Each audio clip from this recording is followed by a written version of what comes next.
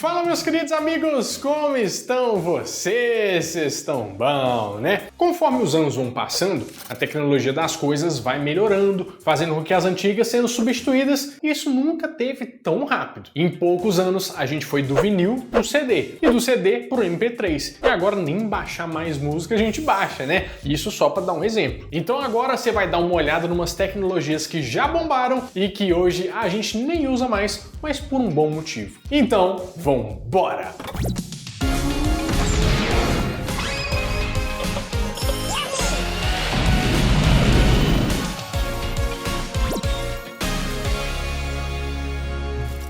Um dos grandes medos de várias crianças sempre foi e sempre vai ser ir ao dentista. Você tem medo, Bárbara? Você tem medo? Tem. Eu tenho mais medo do preço. Tem gente que encara de boa, mas tem até adulto que fica gelado só de ouvir aquele barulho do motorzinho. Sabe, eu já melhorei. E quem nasceu de 2000 para trás vai se lembrar que, além de passar pelo trauma, quando tinha alguma cárie e precisavam tratar, os dentistas colocavam uma massinha preta no dente da gente, que graças a Deus sempre ficava meio escondida, mas que era um atestado de já teve cárie por aqui. Essa obturação que vira e mexe ainda saía era feita com amálgama, você lembra disso? Esse nome esquisito é a junção de vários metais e foi uma revolução na área dos dentistas, porque a mistura é muito resistente, não era cara e geralmente durava alguns anos. Era feia? Era feia pra caramba, né? Mas cumpria a função. Só que anos foram passando, a tecnologia foi avançando e hoje o pessoal desenvolveu uma resina que é branca e fica bem mais bonitinho do que os pedaços pretos que a gente tinha espalhado pela boca. Ou então você pode arrancar os dentes, serrar os dentes tudo, fazer aqueles dentinhos de tubarão e colocar aquela lente de contato pra você ficar assim, só um clórex. Vale a pena fazer uma menção honrosa aos dentes que eram banhados a ouro e a prata também, né? Que foram moda nos anos 70 e 80. Você lembra disso aí? Eu tenho certeza que já teve um tio, um avô ou seu marido aí mesmo, né, dona Zuleide? Você mesmo tá assistindo aí com aquele dentão dourado que refletia até na hora da risada. Nojento!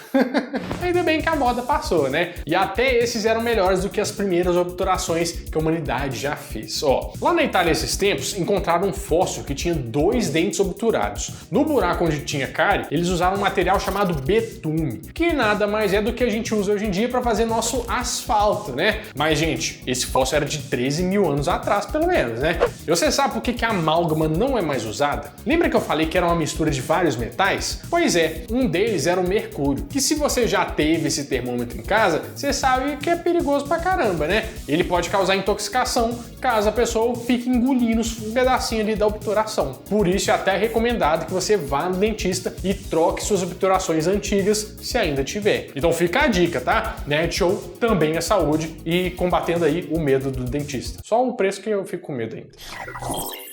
Quem é mais novo na geração do LED, talvez nem imagine que uns anos atrás a gente mal tinha a opção de ter lâmpada branca em casa. Isso era coisa de prédio comercial, né? Porque em casa mesmo, passou das 6 horas da tarde, todo o cômodo ficava laranja com as lâmpadas incandescentes. Agora, quem for um pouquinho mais velho vai lembrar da transição que foi quando surgiram as lâmpadas fluorescentes, com a promessa de que as outras iriam sumir do mercado. Gente, mas antes de falar por que elas foram trocadas, deixa eu te falar como que era antes delas. E escuro, né? Assim, um breu total, sumiu. Na verdade, antes das lâmpadas incandescentes, a iluminação era feita com velas e lampiões à base de querosene. Daí, desde o começo dos anos 1800, os inventores tentavam criar alguma coisa que desse para transformar a eletricidade em luz. Só que foi só em 1879 que o Thomas Edison fez o primeiro modelo comercializável. Depois passaram alguns anos para eles conseguirem fazer um filamento um pouco mais resistente, né? Você lembra que quando a lâmpada queimava, você tirava ela do bocal e dava uma balançada assim para ver se tinha algum barulhinho? Então, aquele lá era o filamento que rompeu. Por mais que a lâmpada incandescente foi a responsável por tirar o lampião da jogada, ela não era a coisa mais eficaz do mundo. Aquela luz amarelada que saía dela é só 5% da energia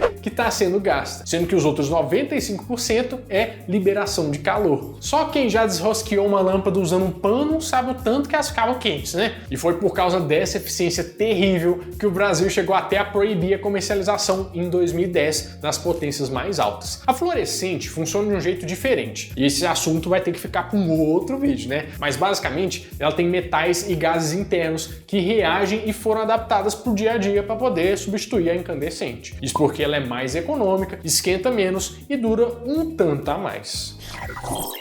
Sabe a Revolução Industrial que você tanto ouviu falar na época da escola? Então, ela foi basicamente um período onde a produção deixou de ser feita com o uso de força humana e animal e passou a ser feita por máquinas, apesar de ter muito chefe animal ainda, né? Então, teoricamente, uma das grandes invenções dessa época foi o motor a vapor, que surgiu em 1698. Depois, um cara chamado Thomas Newcomen projetou uma máquina a vapor que podia ser usada em minas e substituiu o uso de cavalos para transportar coisas pesadas. Em 1769, outro inventor fez um triciclo movido a vapor, que é considerado o primeiro carro a vapor do mundo e o primeiro automóvel a se envolver num acidente motorizado. Tem até isso também.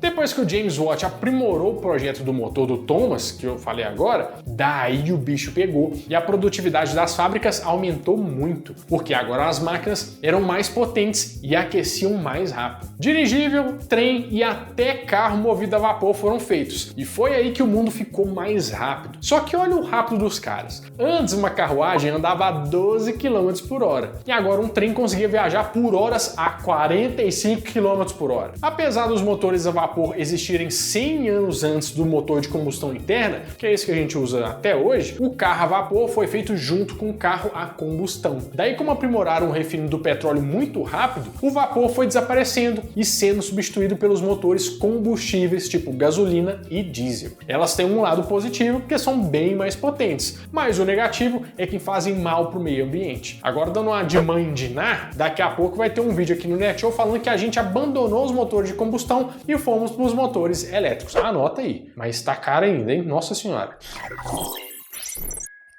Se vocês não deixarem like nesse vídeo, eu vou ter que me prostituir para entrar no TokTok. E vocês não querem que eu continue dançando desse jeito, né? Porque eu não vou durar nem um minuto. Então, deixa um like nesse vídeo, por favor, né?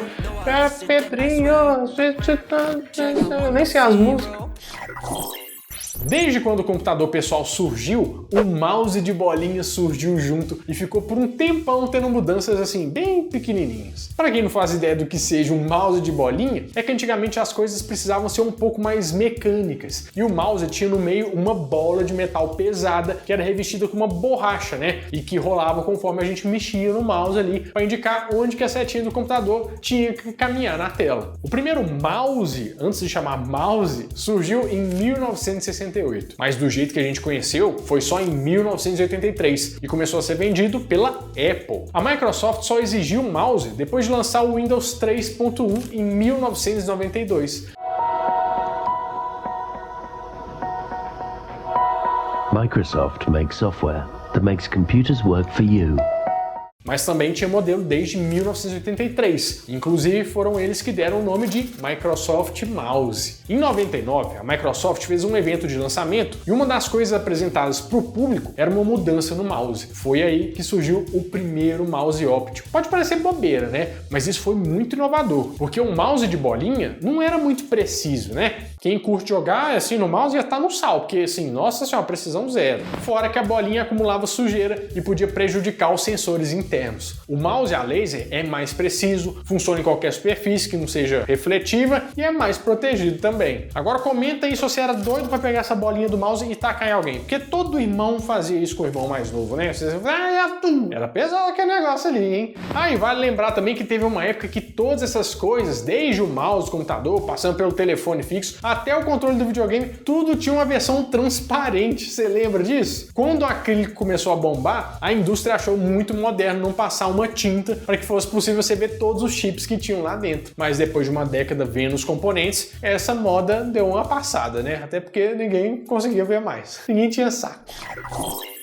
Você já parou para pensar como que o pessoal antigamente fazia para se localizar sem usar um Google Maps da vida? Na verdade, antes mesmo de usar mapas físicos. Pois é, a tecnologia aqui era a própria natureza. Os povos antigos, tipo de milênios atrás, já manjavam um pouco sobre olhar para o céu e ver a posição dos astros e estrelas. Os egípcios tinham um calendário com constelações e usavam ele como referência para localização. Isso uns 3.000 anos antes de Cristo. E quando estava de dia, era o próprio Sol que servia de base, já que ele nasce e se põe todos os dias na mesma posição. Outra coisa que os antigos observavam era como os animais se comportavam. Por exemplo, tem uns pássaros que migram para um determinado lugar quando está frio, e se os navegadores vissem essas aves voando, sabiam para onde que eles estavam indo, entendeu? A mesma coisa acontece com os peixes no fundo do mar, as algas marinhas e por aí vai. Você tá achando meio esquisito chamar isso de tecnologia? A gente pensa em coisa digital, né? Eletrônica com luzinha piscando, mas tecnologia é nada mais, nada menos que um conjunto de técnicas ou de processos que realizam um serviço ou alcançam um objetivo. Nossa, agora foi muito técnico, né?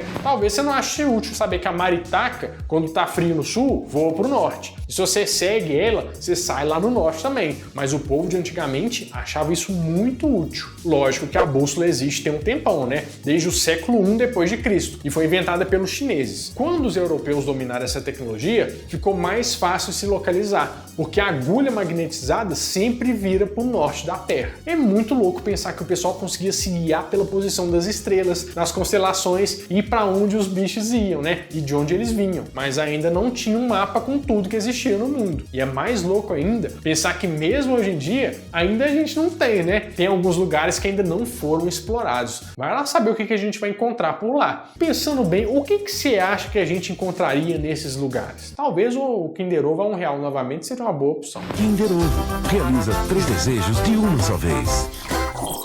Bom, meus amigos, é isso. Eu espero que vocês tenham gostado bastante desse vídeo. E ó, se você gostou, por que você não deixa um like aqui, né? É uma tecnologia tão boa que está aí para ajudar todo o canal do YouTube a ser descoberto. Então deixa o like para ajudar o Nerd Show. Bom, vou ficando por aqui, mas toda semana eu volto com mais um vídeo quentinho, fresquinho, crocante para vocês. Então, adeus!